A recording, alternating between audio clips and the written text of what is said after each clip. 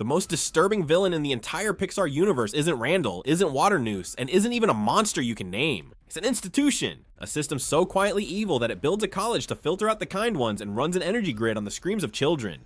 Monsters, Inc. and Monsters University aren't two movies about friendship, they're two halves of a cover-up, and Pixar's own canceled sequel was about to expose it. Stay until the end, because what they plan to do to Boo will ruin you with a lie everyone was told. Here's how Monstropolis sells itself. Humans, toxic, one touch and you're done. Screams, running out. Scarers, heroes keep the city alive. That's the official story. Every monster on the street believes it, every kid grows up believing it. Pixar shows you exactly how that belief gets installed. Watch the opening of Monsters University again. Frank McKay stands in front of a class of 6-year-olds, and tells them human children are deadly, not dangerous, deadly. The teacher nods along. The field trip ends, nobody questions it. Now zoom out and ask the obvious question. If humans are this lethal, why does your entire economy run on a workforce that sneaks into their bedrooms every single night? Monsters, Inc. grossed $579 million worldwide on a $115 million budget per Box Office Mojo. Monsters University added another $744 million on a $200 million budget. That's a $1.3 billion franchise built on one contradiction nobody on screen ever questions. Why is the most dangerous species in the universe also your only renewable resource? It doesn't add up. It was never supposed to add up. The deeper you look at the prequel, the more you realize something uncomfortable. It's hiding a worse system.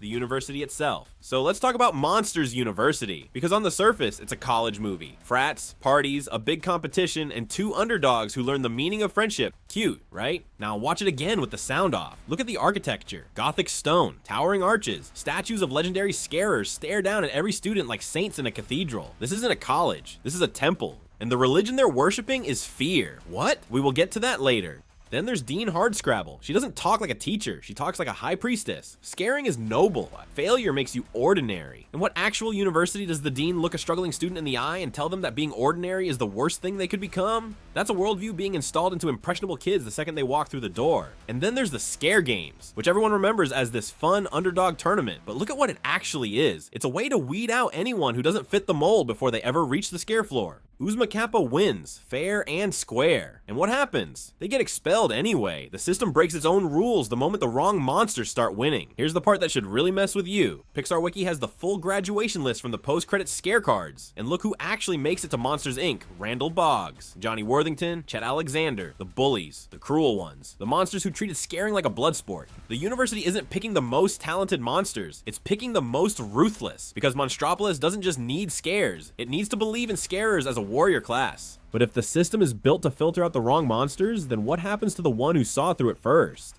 The tragedy of Mike Wazowski. Now let's talk about Mike, because once you see what the system did to him, you can't unsee it.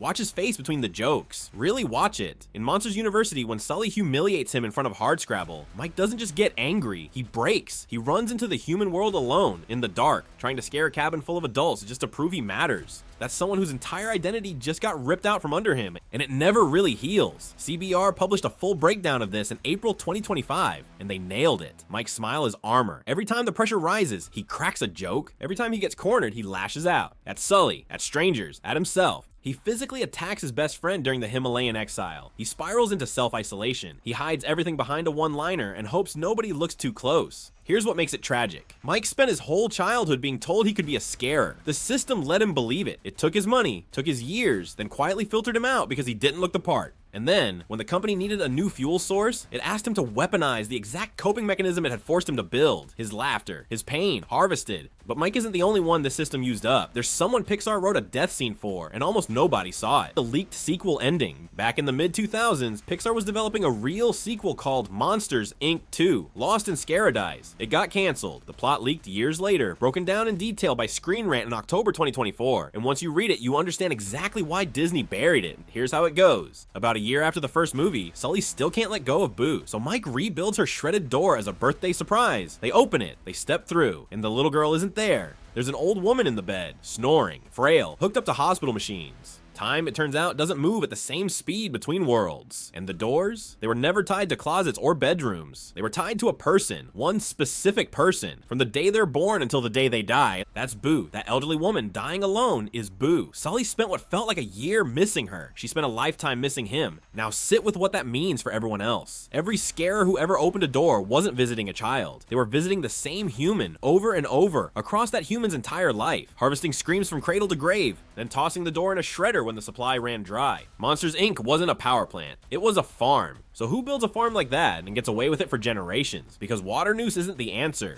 Who benefits? Water Noose is middle management. He's a scared old crab in a suit, panicking about quarterly numbers. The real architecture goes way deeper than him. You think about everything that has to be in place for Monsters Inc. to function. You need a CDA, a militarized agency in hazmat suits ready to decontaminate a sock. You need a university teaching career as a noble calling. You need preschool field trips where a 6-year-old Mike is told that touching a human child will kill him. You need an entire culture that believes humans are toxic. That's not a company policy. That's a multi-generational propaganda machine. Somebody built it on purpose and made sure every monster grew up inside it. The part that should make your jaw drop. Remember the energy crisis? The whole reason scaring exists? Sully figures out by accident. In about 90 seconds, that laughter generates 10 times more power than screams. 10 times. So either every monster scientist for 100 years was a complete idiot, or somebody knew and buried it. Because fear keeps a population obedient. Joy doesn't. Even Pete Docter, the original director, told Entertainment Weekly that Pixar avoided a sequel because they didn't want to deal with what happened to Boo. That's not a creative decision. That's a studio quietly stepping back from a story it knew would unravel everything. But the rabbit hole doesn't stop at Monstropolis. It goes a lot further than one city. Okay, so here's where things get really weird. Stay with me.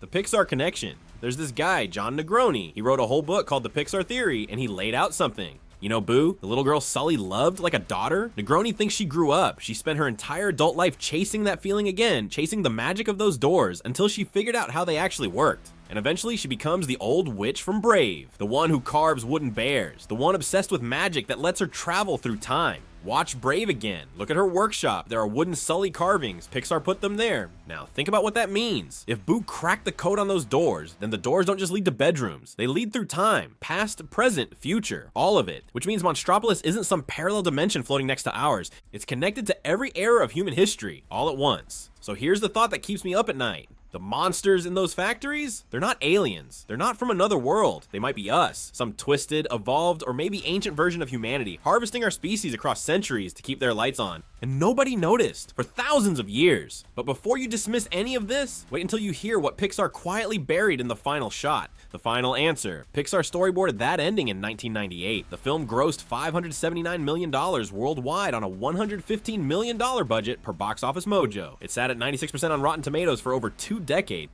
And yet, Pete Docter himself confirmed to Entertainment Weekly that Pixar deliberately refused to make a direct sequel. His exact reasoning, via Cinema Blend's 2016 reporting, they didn't want to answer what happens to Boo and how does she grow up. That's a billion-dollar franchise the studio walked away from. Why? Because the canceled Lost in Scaradise script, leaked through a since-deleted industry tweet and broken down by Screen Rant in October 2024, gave the answer. Boo became an old woman in a hospital bed while Sully aged maybe a year. The doors aren't portals to closets. They're tethered to specific humans across that human's entire lifespan. One Reddit thread on our fan theories breaking this down hit over 12,000 upvotes. The CBR piece on Mike Wazowski's Hidden Trauma, published April 2025, has been cited across dozens of video essays. Added up, Monsters University grossed $744 million globally on a $200 million budget. Pixar's 7th highest earner of 2013, per Wikipedia's box office data. That money bought a film that opens with a teacher telling 6-year-olds that human children are toxic. Frank McKay's speech, the CDA hazmat suits. The scare games are rigged so only the cruelest monsters graduate. Mike filtered out for being too small to look terrifying. The entire Scream Energy industry collapsed in 90 seconds the moment Sully discovered laughter produced 10 times more power. 2 films, $1.3 billion combined. One consistent message hidden in plain sight. The system was built on a lie, maintained by propaganda, and harvested an entire species across time. The next time you watch that final smile, ask yourself what Sully actually saved Boo from.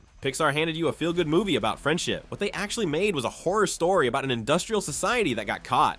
So now I gotta ask, drop it in the comments, do you think Sully and Mike actually saved Monstropolis? Or did they just inherit the same broken machine with a fresh coat of paint? Hit subscribe, the canceled sequel breakdown drops next week, and you don't want to miss what Pixar buried.